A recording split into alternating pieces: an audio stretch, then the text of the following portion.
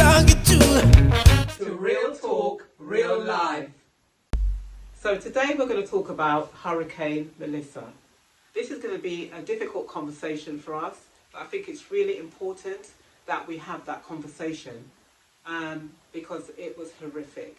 So on the 28th of October, we were bracing ourselves because we knew that there was going to be a Category 5 hurricane heading to Jamaica. Yes. Now, I have a lot of friends and family in Jamaica, so I was well aware of how dangerous this could be for all our family and friends and the whole of the community in Jamaica.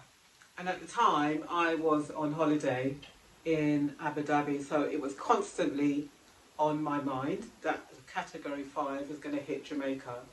I recall the day that I was going back to the UK and was on my phone, and at that point the Category 5 hurricane had just about passed over Jamaica. And while coming back home on the plane, I really wanted to know what was going on. Yeah, it was horrific, wasn't it? Yeah. I mean, for me, I was in Croatia at the time. Well, you was in Dubai, Janet. Yeah, and I think the worst thing was trying to reach to family members and friends because there was a big outage, so the whole island had no electricity, and I know a lot of people had charged their phones beforehand, and they charged it in their cars, any way they could find a place where they can charge the phones, but still, majority, because of the devastation with roofs coming off and people being displaced, and it was just flooding everywhere, so people were just more concentrating and saving their own lives than really thinking about their family and being able to communicate with them. There were children being lost, so it was just such a terrible period of time, and it still is. So that's what I was more really concerned on. How is this going to be fixed? Who's going to reach out to these people who need help? I mean, it's literally at ground zero now, where some regions are completely cut off. Well, from what I see, from what I've been watching on YouTube, I just can't pull myself away from it because I need to know what's going on in Jamaica. Now, for me personally, on a personal point of view, I feel like the government is not actually doing enough for the people. I mean, think about it. You hit a Category 5 on an island.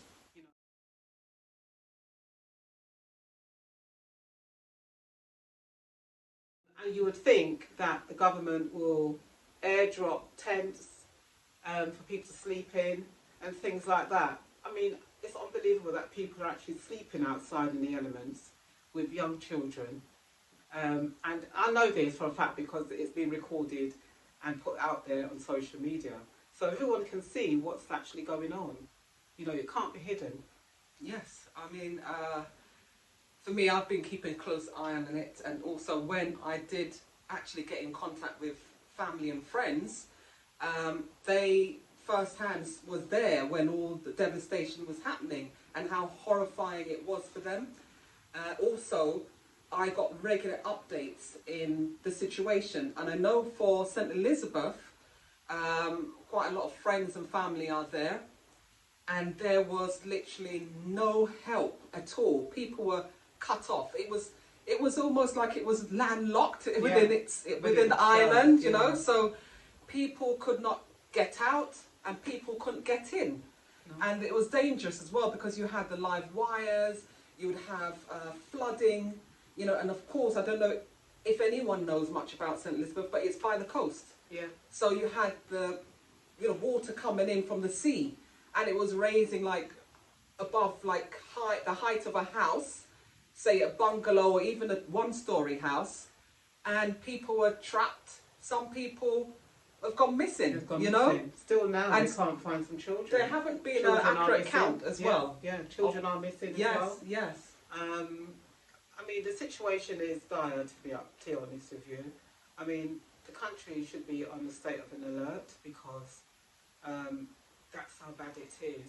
I mean, you're getting content creators who are going out out there, and people are donating to these content creators. And they're actually going out and buying food and creating food packages for the people who are hard to reach.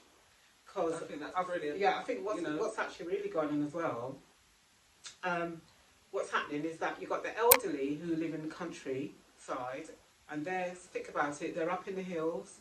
They can't come down from the hills because the road's been washed away, right? And the only way of getting up there is by foot, because you can't actually get a car up there.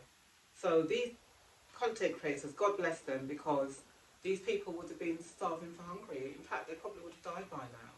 Because how many weeks is it since the hurricane? Oh, we're talking about a good, what, 3 weeks now? Yeah, because what date it's is the it? 28th of October. You know, so yeah. So think about that. We're in November now. That's right. So, yeah. I mean, I can definitely touch on people living in more remote places as well, where they can't come down. I've seen clips of where people's, they're up in the hills and the road is actually parted, yes. And you've got like a stream coming through. It's just created a stream so people can't get down. I can also say that, of course, there's issues with the looting, so it becomes dangerous, yes, in some regions. Yeah. So you can't even go there. And the other thing was, I didn't see the police. Where were the police? I didn't see the army. Where were the MPs? I think I saw the army come out once to one community that was recorded on YouTube. Yeah. And they were giving parcels out to people. But the other big issue right now, which probably a lot of people don't know, if you're not following what's going on in Jamaica right now, let me tell you this, right? There's a big problem with the water rising in certain areas. They're not actually quite sure where the water is coming from, but some houses actually covered to the actual roof. This is how bad it is. People have lost their homes. The water is not receding. It's actually rising as we speak. So I don't know what the government or the water board in Jamaica are actually doing about trying to see where the water is coming from, and they can seal it off, but they need to work fast. And I don't see anything happening where they're actually working really fast. But Janet, the thing is, it's a category 5. We saw the devastation, I've been looking at videos that's been sent by family members. Yeah. So looking at that, I mean, if I was in government there, that would take a lot of manpower. That would take a lot, you need a lot of resources, yes, to get that all sorted, because it's the island. I mean, even though Jamaica is considered a small island, but it's one of the second largest. yes. So, I mean, when I was there, getting from, say, Kingston to, say, Negril, it's not like a half an hour drive. It's about 3 hours. Yes. And it's about 3 hours drive. That's how big the island is. Yes, it is. And I think the government at the beginning stages issued out a lot of warnings. Yes. I think that was good. Even recommending for people to go into like a community where it was safe, where you can have like clothes, food, shelter, and maybe 1 or 2 people was in there when they were actually showing the clips of that. But then eventually a lot of people were like homeless and thought, well, hold on, what has the government done? They provided a shelter, they provided food, they provided quite a lot of things at the beginning. The problem is, what are they doing now? That is the issue. And I think another thing as well, probably us, Jamaicans, being Jamaicans, probably didn't take it seriously enough, even though it said that it was going to be a category 5. They probably thought, oh, it's just going to be like Hurricane Beryl, which they had last year. Yeah. In fact, that caused some devastation, but not on the scale as a category 5.